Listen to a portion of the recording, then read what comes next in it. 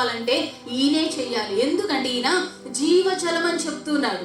పరలోకం నుండి వచ్చిన వ్యక్తి అయి ఉన్నాడు. ఖచ్చితంగా ఇన్ని అద్భుతాలు చేస్తున్నాడు, ఇన్ని ఆశ్చర్యమైన కార్యాలు చేస్తున్నాడు, ఇన్ని విధాలుగా మనుష్యులను సక్రమమైన మార్గాల్లోకి నడిపిస్తున్నాడంటే ఈయన ఖచ్చితంగా దైవిక సంబంధమైన వ్యక్తి అయి ఉండాలి. ఈయన ఖచ్చితంగా దేవుడు పంపించిన వ్యక్తి అయి ఉండాలి. కనీసం మెస్సయ్య అని అనుకోకపోయినా కూడా ఒక దైవ సంభూతుడైన వ్యక్తి అయి ఉండాలి. ఈయన అంటున్నాడు ఇంకొకటి, ఈయన జీవజలమై ఉన్నాడు. ఏమై ఉన్నారు? జీవజలమై ఉన్నాడు.